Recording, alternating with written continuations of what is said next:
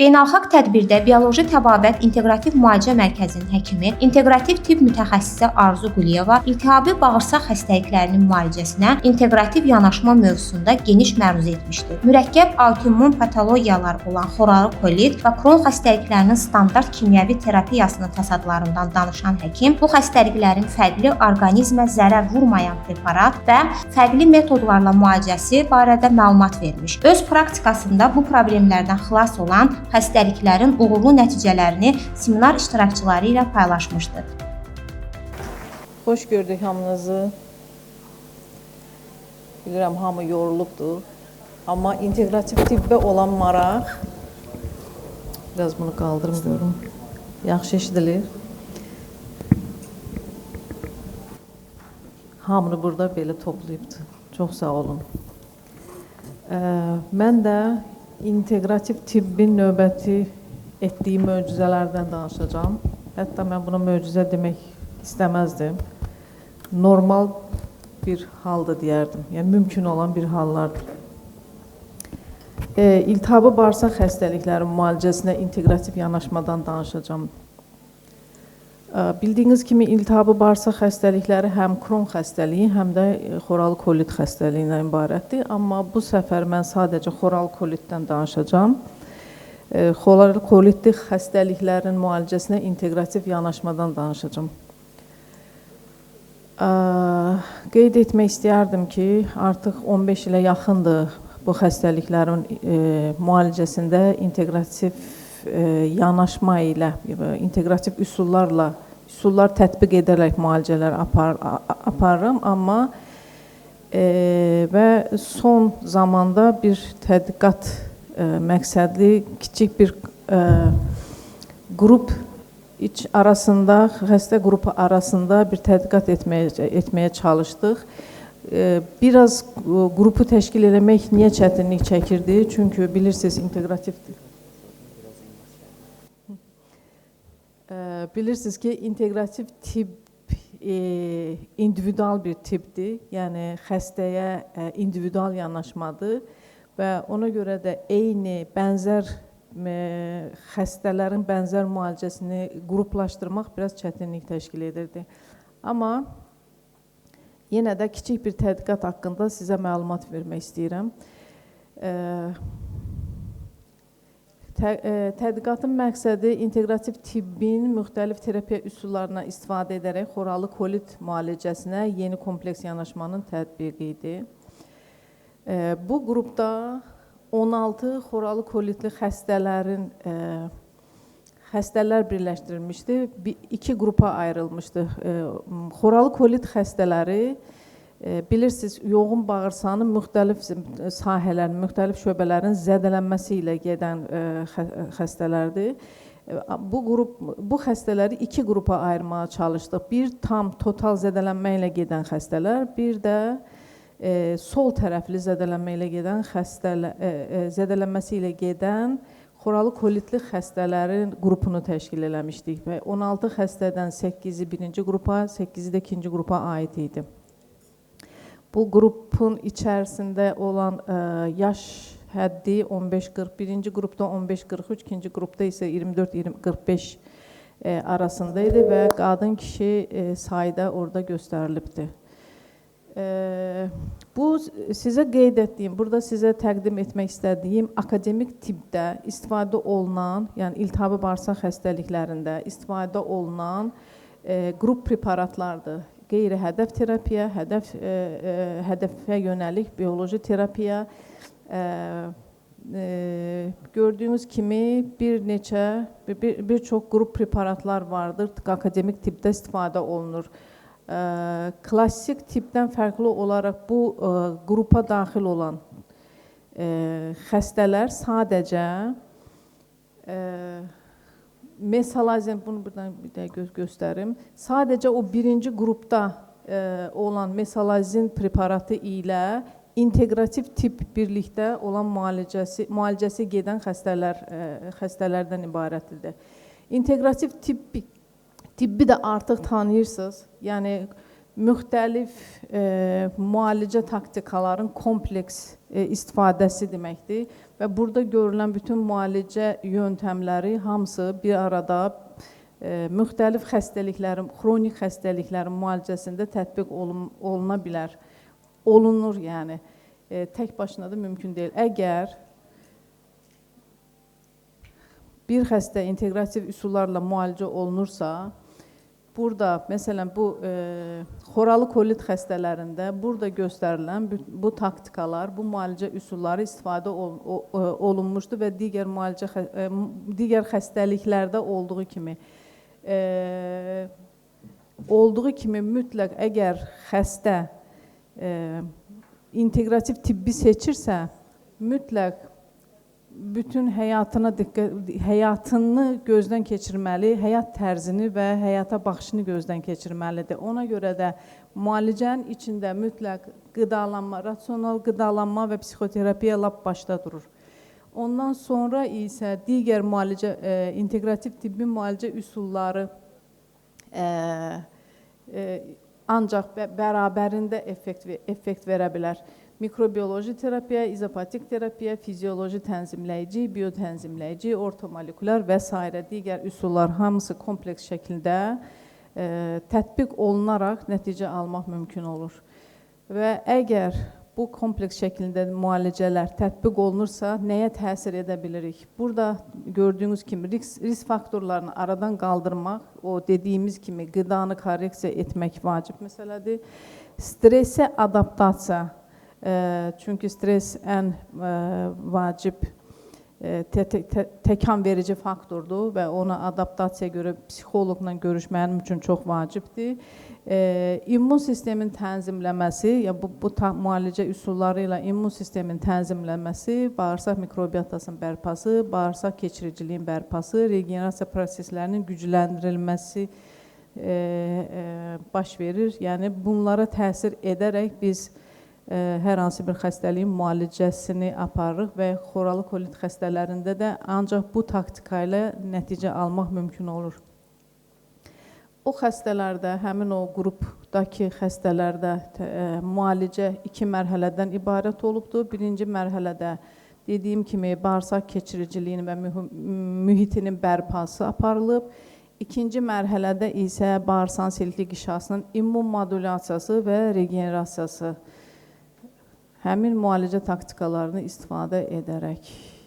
Bu, birinci mərhələdə və ikinci mərhələdə istifadə olunan dərman preparatlarıdır. Bunu çox uzun danışmaq istəmirəm, vaxt çox qısadır. Və burada həmin o preparatlar o mərhələlərdə hansı yöntəmlərlə, hansı üsullarla oral tətbiqi və parenteral və ya lokal olaraq tətbiqi burada qeyd olunubdur. Sadəcə başda qeyd olunmuş mesalazin haqqında məlumat vermək istəyirəm ki, inteqrativ tibblə birlikdə bu xəstələrə mesalazin tətbiq olunan, yəni hamısına mesalazin tətbiq olunub. Yəni xəstələrin 6-sı mesalazin istifadə etmədən sadəcə inteqrativ müalicə üsulu ilə müalicəsi aparılıbdır. Nəhayətində müalicədən əvvəl və sonra göstəriciləri görürsünüz. Kalprotektin, laktoferrin, HAS və C-reaktiv protein müalicədən əvvəl və sonraki nəticələr göz qabağındadır. Xəstələr buradakı tədqiqatda iştirak edən xəstələrin hamısı klinik və endoskopik remisiya əldə olunmuş xəstələrdir. Sadəcə klinik remisiya deyil burada. Mən indi burada bir şeyi, mənim üçün bu səfərki təqdimatda vacib olan bir şeyi sizə çatdırmaq istəyirəm. O xəstələr ki, tədqiqatda iştirak eləmişdi, onların sonra 6 aydan sonra və 1 ildən sonraki remisiyaları haqqında burada göstəriciləri var. Gördüyünüz kimi 6 aydan sonra birinci qrup xəstələrdə ümumi nəticəsi 87,5% təşkil edir. İkinci qrupda isə 100% təşkil edir. Yəni Bildiyiniz kimi birinci qrup total zədələnmə ilə gedən xoral kolit xəstələri idi. İkinci qrup isə daha yüngül, yəni bağırsağın bir hissəsinin zədələnməsi ilə gedib və ona görə də daha uzun müddətli remisiyanı saxlamaq mümkün olub. Yəni 6 ayda 100% bütün xəstələr remisiyada olub. Digər iki göstəricilər isə mənim üçün ən vacib bir göstəricidir. Burada mesalazin və integrativ tip və ayrıca integrativ tiplə müalicə alan xəstələrin 6 aylıq remissiyası haqqında məlumatdır. Gördüyünüz kimi birinci qrupda mesalazin və integrativ tiplə müalicə alan xəstələr 66,6%, sadəcə integrativ tiplə müalicə alan hətta birinci qrup, yəni total zədələnmə ilə gedən xəstələrdə isə 100% 6 ay ərzində remissiyası saxlanılıbdır. İkinci qrupda da həm mesalazinlə, həm də mesalazinsiz müalicədə 100% 6 aylıq remissiya davam edibdir. 1 illik remissiyada isə birinci qrupda ümumi nəticə 62,5%-dir, ikinci qrupda 87,5%-dir. Və yenə də mesalazin və integrativ tip ikisi birlikdə müalicəsi gedən xəstələrdə birinci qrupda 1 illik remissiya 40% təşkil edib. Sadəcə integrativ tiplə müalicə alan xəstələrdə isə 100% 1 illik nəticə var. Mən qeyd etmək istəyərdim ki, 1 illik remissiyanı izləsək belə, bugünə qədər bu xəstələrdən hələ də remissiyası davam edən xəstələrimiz var. İkinci qrupda isə ümumi nəticə 85,5%-dir. Mesalazin və integrativ tip ikisi birlikdə 80%-dir. Sadəcə integrativ tiplə müalicə alanlar 1 ili tam remissiyada olublar və klinik endoskopik remissiyadan söhbət gedir. Bu da onların diaqramlarıdır. Eyni o 6 aydan və 1 ildən sonraki nəticələrin diaqramlarıdır. Nə qədər bunu müqayisə eləmək doğru olar bilmirəm, amma biraz məqalələrə baxdığımızda, araşdırdığımızda, vərəqlədiyimizdə bir neçə slaydı sizə, bir neçə slaydda məqalələri də sizə göstərmək üçün qeyd eləmişəm. Gördüyünüz kimi yuxarıda 8 həftə mesalazin istifadə olunmuş xəstələrdə, tətbiq olunmuş xəstələrdə, mesalazin istifadə edən xəstələrdən 12 ayda saxlayıcı doza ilə gedən xəstələr sadəcə 48,8% qismən remissiyada olubdur. Yox, tam remissiyası 47,8%-dir, qismən remissiya isə 26,0%, yəni 12 ay ərzində remissiyasını saxlamışdır. Bu mesalazinin, bu klassik tipdə mesalazinin müalicəsidir, integrativ tipsiz müalicəsidir. Bir dənə də bu slaydı göstərmək istəyirəm sizə. Bu da daha bir məqalədən götürdüyüm bir nəticədir. Yəni, mesalazin istifadə edən xəstələrin təxminən 71%-də klinik remissiya əldə olunmamışdır. Bu, daha bir məqalədir, gördüyünüz kimi. Və digər bir məqalələrdə, başqa bir məqalələrdə də belə bir nəticə var idi. 5 ASA istifadə edən xəstələrin təxminən 41-48%-də residiv müşahidə olunub. O da yazılmamışdı. 6 aydan sonra mı, 1 ildən sonra mı, 3 ildən sonra, 3 aydan sonra mı o qeydi tapmadım. Yəni o qeyd olunmamışdı nə qədər sonradır. Nəticəni deməkdən əvvəl mən həmin o xəstələrin bir neçəsinin əvvəl sonraki kolonoskopik görüntülərini burada göstərmək istəyirəm sizə. Bu gördüyünüz kimi xoralı pankolitli bir xəstənin kolonoskopik görüntüsüdür.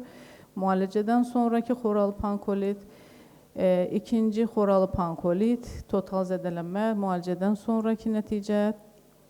Daha bir xoralı pankolit, yenə müalicədən sonra, yenə total zədələnmə ilə gedən xəstəmiz, yenə müalicədən sonra. Bu da sol tərəfli zədələnmələri olan xəstələr müalicədən sonra, yenə də müalicədən əvvəl, müalicədən sonra daha bir xəstə, yenə müalicədən sonra yenə daha bir xəstəmiz sol tərəfli zədələnmə ilə 2 ay yarımdan sonraki müalicəmizin nəticəsidir. Sol kolon zədələnməsi yenə 2 ay yarımdan sonraki nəticəmizdir. İki Kron xəstəsinin də bura slaydlarını qoydum. Yəni, Kron xəstəliklərində də inteqrativ tip çox yüksək səviyyədə nəticələr verir bizə. Bu bir Kron xəstəmiz, sadəcə Kron xəstələrimiz inciməsin, onların da slaydlarını göstərək dedim. Müalicənin ortası idi, bu müalicənin sonu. Daha bir Kron xəstəsi müalicənin ortasıdır və müalicənin sonudur. Burada nə nəticəyə gəlinir? Gördüyünüz kimi, yoğun bağırsağın müxtəlif dərəcəli zədələnməsi ilə gedən xoralı kolit xəstələri üçün standart terapiya dərmanları ilə, yəni burada standart terapiya deyəndə sadəcə mesalazin istifadəsindən söhbət gedir, digər qrup preparatlar tətbiq olunmayıbdır. ilə onlarla yanaşı biotənzimləyici, immun modulator və bərpa edici dərmanların kompleks istifadəsi çox yüksək effektivliyə malik olduğu göstərir. İstifadə olunan dərmanlar qeyri-spesifik müdahibə mexanizmlərinin immun modulyasiyanın adekvat stimullaşdırılmasına səbəb olmaqla bu xəstəliyin çox saylı patogenetik əlaqələrini təsir göstərməyə və xoralı kolitdə müxtəlif bağırsaq zədələnməsinin bərpasını təmin etməyə imkan verir. Və daha bir punktumuz xəstəliyin müalicəsinə kompleks yanaşma, müalicənin əhəmiyyətli dərəcədə optimallaşdırılmasına və xoralı kolit xəstələrinin müxtəlif müalicəsi üçün yeni proqramlar yaratmağa imkan verir. Və daha bir punkta əlavə eləmək istəyərdim mən bura ki, inteqrativ tiplə müalicə almış xəstələrin remisiya dövrü daha uzun müddətli və daha güman verici, güman verici yox, burada bir başqa bir söz işlətmək istəyirdim. Güvənilir, daha güvənilir bir yöntəmdir deyirəm. Çox sağ olun. Ülviyə xanım, vaxtımızdan qalıbdır. Onda 5 dəqiqə içində mən iki kəlmə bir şey demək istəyirəm. Dünən təsadüfən İltihabi Bağırsaq Xəstəliklərinin Dərnəyinin Facebook qrupunda inteqrativ tip haqqında suallar və bir-biri ilə diskusiya edən, yorumlar verən xəstələrin o diskusiyasına təsadüfünü gördüm və xəstələr soruşur, Azərbaycanda inteqrativ tiplə müalicə var, o haqda bilgi olan varmı və yaxud müalicə alan varmı, nəticələri haqqında bizimlə də paylaşardı deyə bir paylaşım vardı və burada müalicə almış xəstələrimiz öz nəticələri haqqında yorumlarda qeyd ediblər. Məsələn, biri yazırlar ki, mən 2 il, 3 il bundan qabaq ora müraciət etmişəm və müalicə aparılıbdır, tam özümü yaxşı hiss eləyirəm, hal-hazırda heç bir dərman istifadə etmədən sadəcə bəzi takviyələr qəbul edərək həyatıma davam edirəm deyirlər. Bir neçə bu yorumlara baxmayaraq, yəni yorumlarda bir çox xəstələrin belə yazmağına baxmayaraq, sadəcə Türkiyədə klassik tiplə müalicə almış xəstələr və bilirsiniz, klassik tip dərmanları sadəcə mesalazindən ibarət deyil, çox ağır preparatlardan ibarətdir və çox ağır yan təsirləri olan və çox aşağı effektivliyə malik olan bir preparatlardır. O cür müalicə almış xəstələr inanmadan ola bilməz deyirlər. Bu sadəcə dərman istifadə etmədən necə həyatınızı davam edirsiniz və klinikaya müraciət edirsinizmi, axırıncı dəfə haçan həkimə getmişsiniz deyə suallar verirlər və bunlara inandırıcı gəlmir. Amma ki bu doğrudan da o inteqrativ müalicə almış xəstələrin dediyi kimidir. Həyat tərzini dəyişərsə,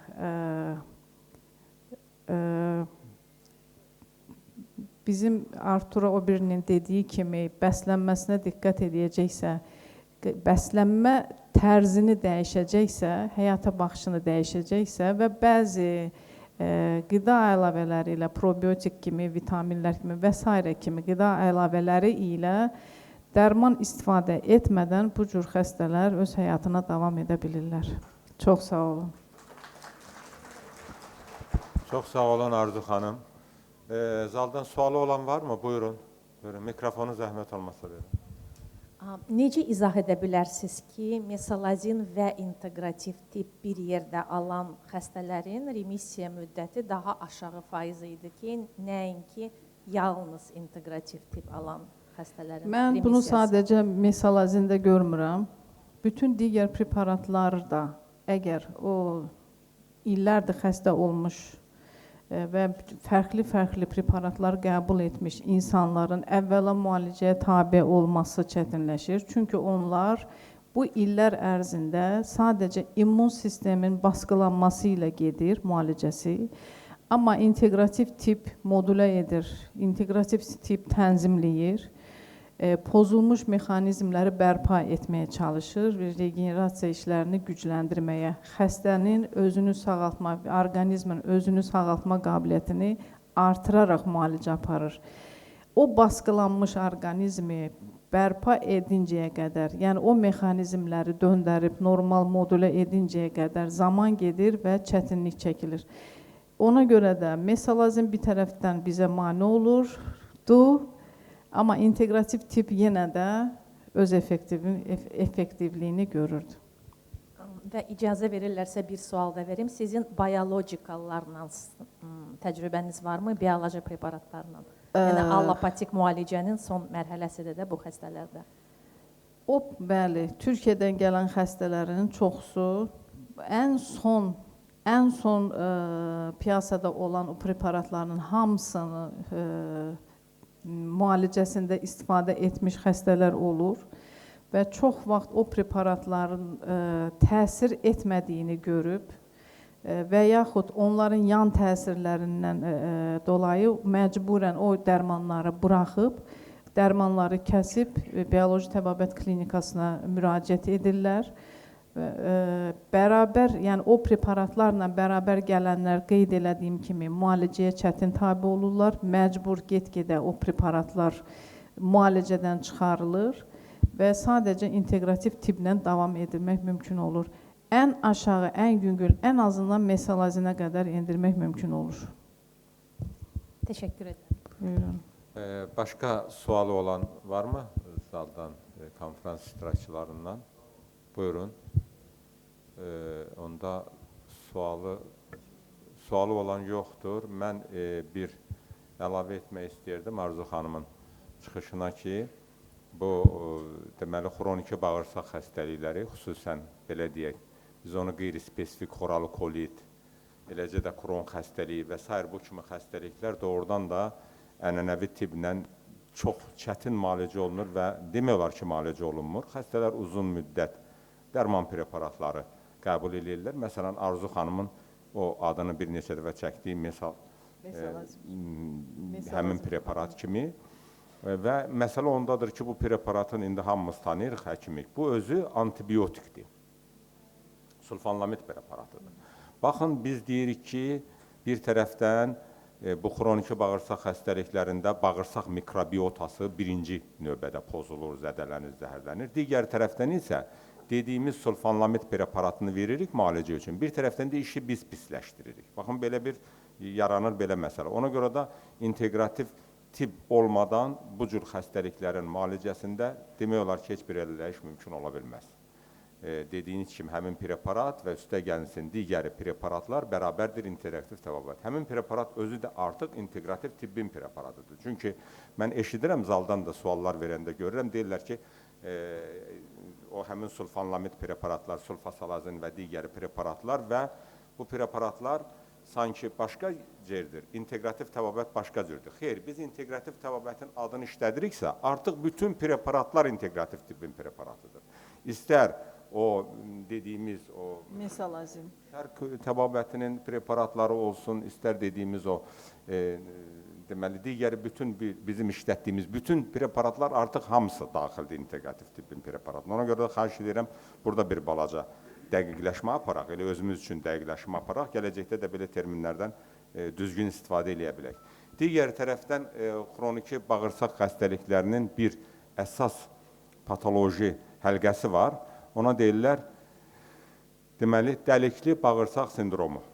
Lucky gut ingilis dilində belə səslənir o. Bu nə deməkdir? Bu bütün xəstəliklərə yol açan bir sindromdur. Bizim əksər xəstəliklərimiz bağırsaqlardan gəlir. Ona görə də o Arzu xanım dəfələrlə dedi, onun üstündə dayanmadı, ona görə ki, yağın vaxt azlığı var və s. Dedi ki, bağırsaq keçiriciliyini bərpa etmək məsələsi. Həmin o bağırsaq keçiriciliyini biz bərpa edə bilmiriksə, bağırsaq mikrobiotasını düzəldə bilmiriksə, biz xroniki bağırsaq xəstəliklərinin müalicəsindən heç vaxt danışa bilmərik. Bax, mən bunu sizin nəzərinizə çatdırmaq istəyirdim. Əlbəttə ki, bu imkanları bizə nə yaradacaq? Mikrobiota üzərində. Vaxtınızı çoxalmayım, hamımız yorulmuşuq. Mən bunu sadəcə bir fürsət tapıb deyirəm artıq. Mikrobiota bilirsiniz necədir? Burada mikrobiotanın bərpası fikrimiz getməsin bizim ənəvi preparatlarımıza, hansı ki, bağırsaq mikroflorasını bərpa etmək üçün istifadə edirsiniz. Onları burada istifadə etdiyiniz təqdirdə xəstənin vəziyyəti pisləşəcəkdir. Çünki orada bağırsaq mikroflorasının bərpası prinsipi simbioflor preparatları. Bu, integrativ tibbin bir qoludur, mikrobiyoloji terapiya. O preparatların ardıcıl istifadəsi, özdə orada başlayırlar lizatdan. Heç vaxt canlı bakteriya ilə başlamaq olmaz, öldürülmüş bakteriya ilə başlamaq olmaz. Lizatdan başlayıb yavaş-yavaş öldürülmüş, sonra diriyə gəlirik. Bax, bu məsələnin də Arzu xanım yəqin deyəcəkdi, vaxt məsələsi var idi burada, ona görə. Digər bir tərəfdən, əgər biz bu məsələlərə belə yanaşmasaq və yaxud da o dəlikli bağırsağın, deyək ki, məsələlərini aradan qaldırmasaq, biz heç cür elə ömür boyu ya dərman qəbul edəcəyik, ya vəziyyətimiz pisləşəcək, yaxşılaşacaq, beləcə də qalacaqdır. Oldu, diqqətiniz üçün sağ olun.